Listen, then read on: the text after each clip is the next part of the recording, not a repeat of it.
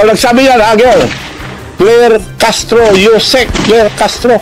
Ganun ba kababa ang spokesperson ng Malacanang? Kung basta, magsalita, parang attack dog. Parang ganun na ang tsura mo sa, hindi ka na spokesperson ng Malacanang. So, umayos kayo dyan. Spokesperson supposed to be professional. Hindi attack dog. Tandaan niyo po ito. Isa lang ang salita ko. Pag may totoo sa mga panira nila, magpapakulong ako. Sasagutin ko, ano yung mga issue mo sa akin? Nabanggit mo, weteng. Ano pa tayo yung mga issue niya? Piseso. Piseso. Ikaw nagsabi yan, Agel. Miss Claire Castro. Lahat ng nakikinig sa akin. Meron na akong gustong sagutin ang bato ng Malacanang. Noong nagpunta ako sa Roma, binato ako ng katakot-takot na mga trolls. Ang tawag ko dyan, mga attack dog. Alam niyo ba attack dog? Ulol na aso, pag nakaamoy ng pera, kakagat. Now, sasagot, lahat, tandaan niyo po ito, isa lang ang salita ko. Pag may totoo sa mga panira nila, magpapakulong ako. Ngayon, hindi sila nakontento sa trolls. Ngayon, ang naging trolls, yung spokesperson ng Malacanang, Claire Castro, Yusek, Claire Castro. Ganun ba kababa ang spokesperson ng Malacanang? Naging parang attack dog. Dahil kung basta magsalita, parang attack dog. Alam niyo ba, girl? Ang pagsasalita mo, para kang attack dog. Alam mo ba, attack dog, sinabi ko na, pag nakaamoy ng pera, kakagat. Naubusan na ba kayo ng attack dog? Na ikaw na mismo ang nagsasalita? Magsalita kayo ng totoo para paniwalaan kayo ng tao. Wala kayong isang salita eh. Sasagutin ko, ano yung mga issue mo sa akin? Nabanggit mo, weteng. Sabihin ko sa'yo, on the record tayo mag-base lahat. Kung gusto kong weteng, panahon ni GMA, madami akong makukuha. May kinaba ko, mas isa, magtanong kayo sa mga STL, yung mga nagpapaweteng ng araw, doon sa bayan, sa probinsya ni Presidente. Wala akong kinuha. Kung interesado ko, ang dami kong nakuha. O, yun ang sagot ko sa weteng. Ano pa ang issue? Ang dami pong binabato ng dito to. Ano pa ba yung mga issue niya? Piseso. Piseso. Ikaw nagsabi yan, Agel. Miss Claire Castro. Ikaw nagsabi, ano ba meron dyan? Bakit yun ang gusto mo? Bakit yan? Director. Bakit pinagpipilit mo, Director? Hindi ko po pinagpipilit. In-offer yan dahil ang sinabi sa akin ni First Lady noon, ikaw nagsabi si First Lady noon, there must be something for Manong Chavit, ang laki na itulong. Piseso o Pagcor. Kinongratulate pa ako yung mga kaibigan niyang babae sa mga parkada niya sa Bacolod. Manong, congratulations, binigay na pala sa yung Pagcor. Oh, mabuti naman para ibigay ko sa mga mayors ako para ang dami tumulong kasi. Hindi rin binigay siya. Okay lang, nagtabog ako. Antay, mag-antay pa rin ako. Antay. O kung hindi, Pagcor, Piseso, wala rin. O, ito na. Nagtampo ba ako? Hindi. Antay pa rin ako. Pinag-antay ako. Antay pa rin. Pumunta sa bahay ko si Milyonaryo Robles. Chairman ngayon ng Piseso. Milyonaryo na raw. Kaya tawag ko dyan, Milyonaryo Robles. Pumunta sa bahay. O, Manong, gusto kitang tulungan. Ganito. Ibibigay ko sa iyo ang... Magantay ka lang. Antay. Oo. Bibigay ko sa iyo ang Laguna at Batangas. So, salamat naman para maibigay ko sa mga mayors na tumulong. Nung ibibigay na, tapos na ang... antayin mo lang na matapos ang kontrata. Nung tapos na, kinausap ako. Kailangan ko sabi mo sa taas. Bakit? May instruction sa taas na bibigay sa iba. So, sino? Yun daw, doktor niya at saka meron pa. Hindi ko nasasabihin yung iba. Sosyo sila. Nagkantay ako, nagtampo ba ako? Antay pa rin ako.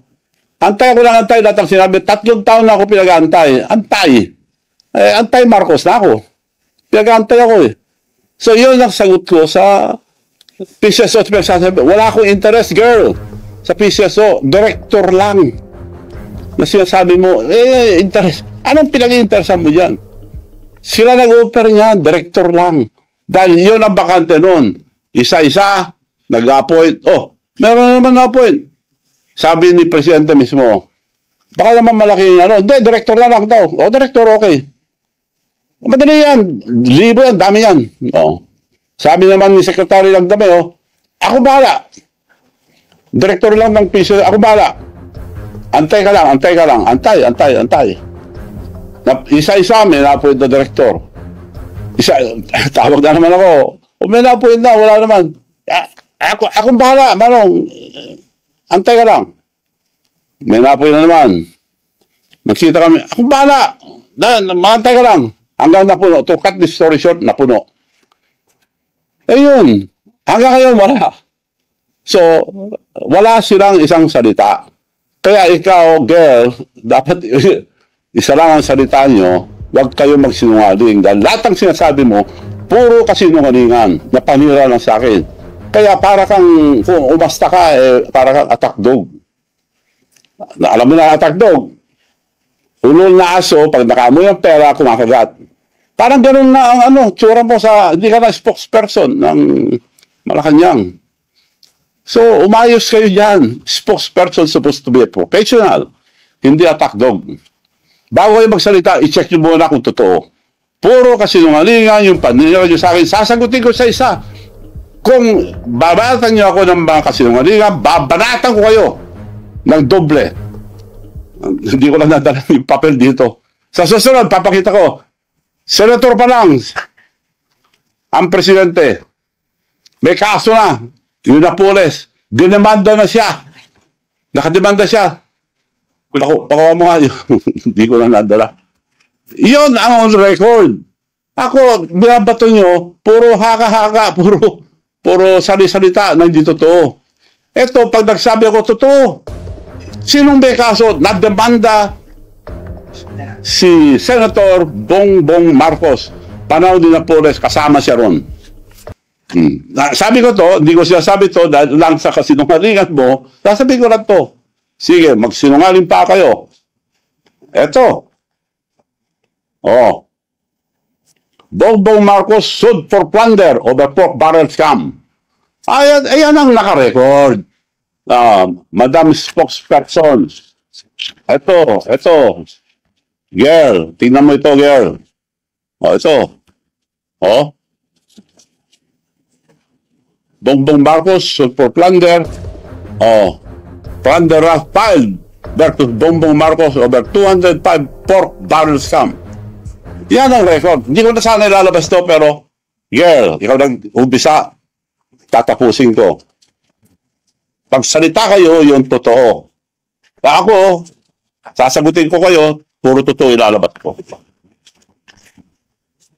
So, yun lang po ngayon. Marami pa kayong maririnig. Antayin natin yung mga tagdog. Puro kasinungalingan. Ulitin ko po, kung may katotohanan, yung mga sinasabi nyo sa akin, magpapakulong ako. Hindi ako kagaya yun, nagsisinungaling. So, kontento ka na, girl, na wala akong interest sa PCSO, sila na nga ako. Pinag-antay-antay ako. 3 taon akong nag-antay. Now, you cannot blame me. Antay Marcos na ako, pinag-antay na ako. Silang gumawa sa akin eh. Gumastos ako. Tinulungan ko sila. Araw-araw kami lang lumalabas. Unang labas pa lang, Presidente, inisulto na ako sa Japan. Sinabi ko na yun, ulit.